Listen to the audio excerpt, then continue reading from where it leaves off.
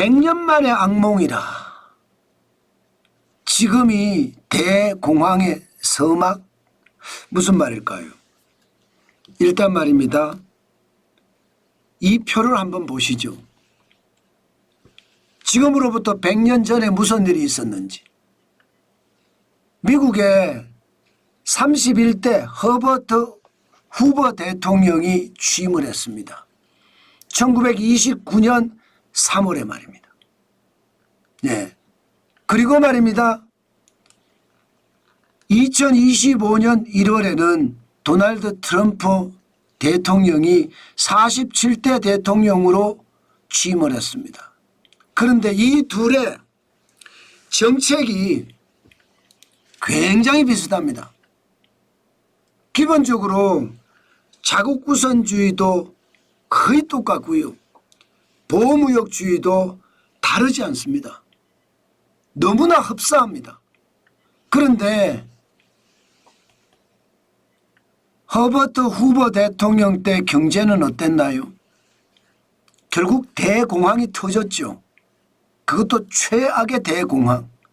그러면 지금 도널드 트럼프 대통령 때는 어떻게 될까요?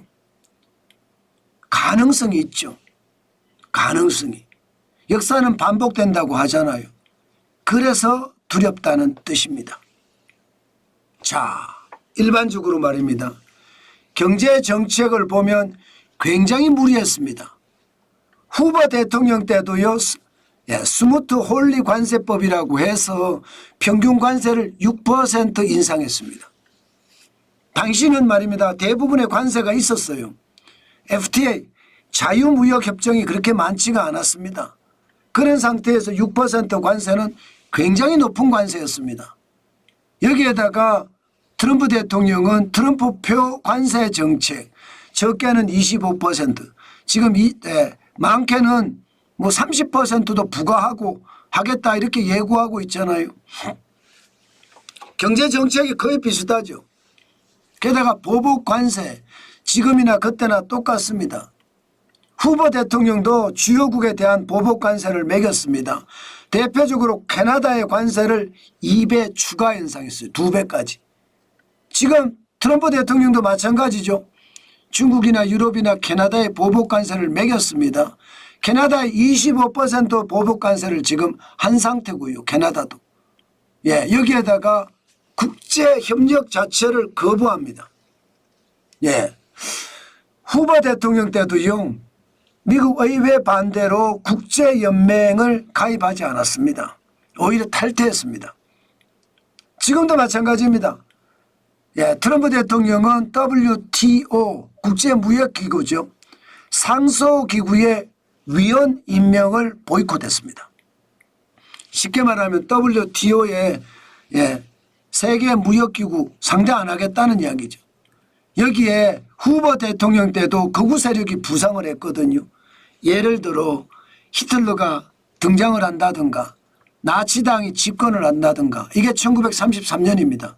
지금요 독일을 위한 대한정당이라고 이야기하는 AfD 총선서 득표율 2위였습니다. 여기에다가 마지막으로 유럽의 재무장입니다. 후보 대통령 때도요. 독일이 재무장 선언했습니다. 그때가 1935년입니다. 도널드 트럼프 대통령 때 지금도 말입니다. 유럽연합이 유럽 재무장 계획을 발표를 했습니다.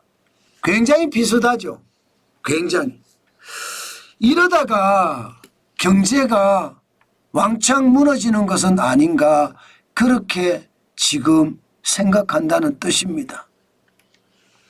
100년 만에 후보 대통령 때와 비슷한 대공황이 올까 두려워한다 이 뜻입니다. 트럼프 대통령의 관세 정책이 그렇고요. 보복 관세가 더더욱 힘을 실습니다. 여기에다가 국제협력은 거부하죠. 유럽마저도 이제 재무장을 한다고 해요.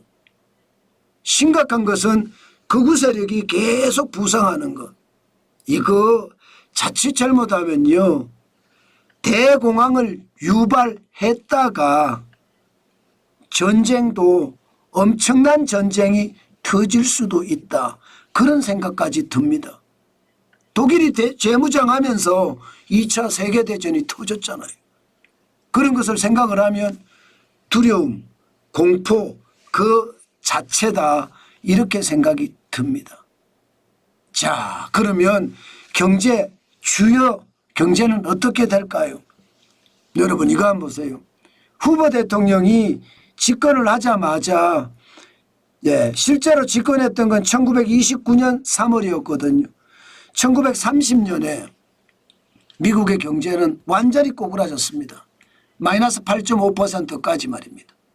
그리고 1931년, 1932년 난리도 아니었어요. 마이너스 12.9%까지 떨어졌으니까요.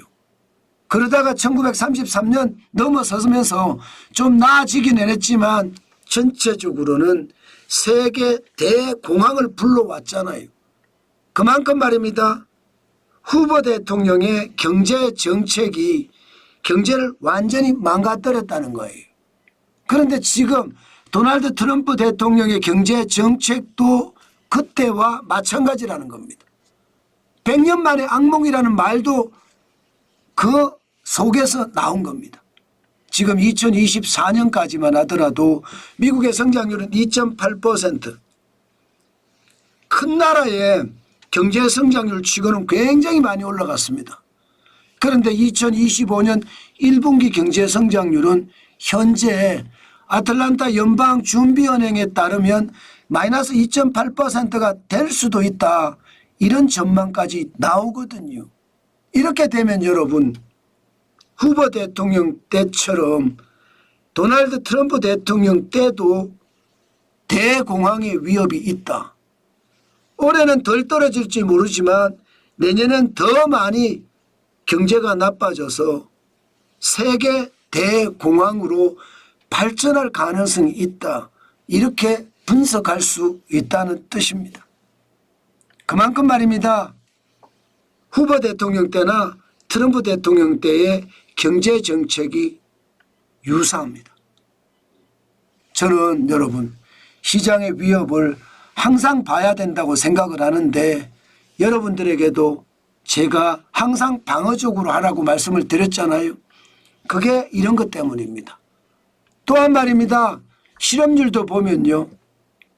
후보 대통령 때 1933년에는요. 실업률이 25.6%까지 올라갔습니다. 뭔가 좀 두려운 생각이 들죠. 당연히 들 겁니다. 지금 말입니다. 트럼프 대통령이 집권을 하면서 사실 실업률이 어떻게 될 것인가 굉장히 궁금합니다. 지금 작년 8월까지만 하더라도 4.3%였거든요. 2025년 3월에는 4.1%로 조금은 내려갔습니다. 그러나 시장의 불안감은 여전합니다.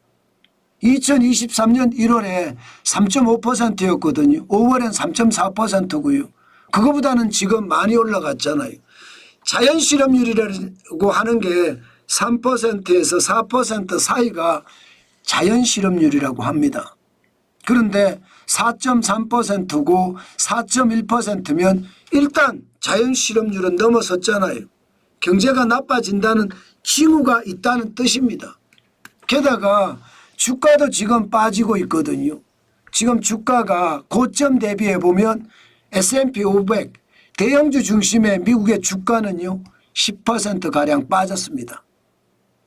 2025년 2월 19일에 6144.15였거든요. 지금 3월 13일에는 5521.52까지 10.1%가 떨어진 상태입니다. 그런 것을 생각을 하면 뭔가 조짐이 있어요. 대공황의 전야라고 이야기해야 되나요? 대공황의 조짐이라고 이야기해야 되나요? 그만큼 말입니다. 트럼프 대통령의 보호무역주의와 자국우선주의는요. 세계 시장에 충격을 주기에 충분하고요. 이미 1930년대 후보 대통령이 그랬던 것처럼 트럼프 대통령의 경제 정책도 대공황으로 충분히 갈 수 있습니다. 그것은요, 미국만 나빠지는 것이 아니라 전 세계가 나빠진다는 이야기고요. 더 심각한 것은요, 선진국보다 신흥국의 고통이 훨씬 더 큽니다. 특히 대한민국 같은 경우는 수출 중심 국가잖아요. 수출 중심 국가는 진짜 최악을 맞을 수도 있습니다. 대공황이 오면 그때 상황은 우리가 상상한 이상으로 충격이 될 수 있습니다. 저는 그래서 여러분들에게 계속 말씀을 드립니다. 지금 제일 중요한 것은 현금을 쌓는 일이다. 어떤 일을 하든 현금을 쌓아 놓으면 분명히 기회가 있다. 부자가 될 기회가 있다. 그렇게 말씀을 드립니다. 그렇기 때문에 여러분, 지금은 그 어느 때보다 지금 놀고 있을 여력이 없습니다. 돈도 최소한으로 써야 됩니다. 그래야 큰 기회를 잡을 수 있습니다. 여러분들에게 계속 말씀드립니다. 어떤 분들은 아니 돈의 가치가 휴지 조각 된다는데 왜 자꾸 현금 모으라고 말을 하느냐 이렇게 말하는 사람이 있습니다. 여러분, 돈의 가치가 휴지 조각 되는 것보다가 경기가 침체가 해서 자산의 폭락이 더 빨리 더 커집니다. 그래서 말입니다. 현금을 쌓으라고 하는 겁니다. 그만큼 말입니다. 지금은 그 어느 때보다 대공황에 대비할 수 있는 대책, 비책 꼭 여러분들 가지고 계시고 그것을 여러분들 행동에 맞게끔 항상 준비하는 것 저는 굉장히 중요하다고 생각합니다. 그것만이 여러분들이 부자 되는 지름길입니다. 실제로 말입니다. 위기가 오면 부자들은 더 부자 된다고 하잖아요. 그 이유가 현금이 있기 때문이에요. 그러면 우리는 부자가 아니기 때문에 부자가 될 수 없느냐? 아니에요. 대비를 철저하게 해나가면 결국 부자가 됩니다. 그러니 철저하게 대비해서 하나씩 준비해가는 것 잊지 말았으면 좋겠습니다.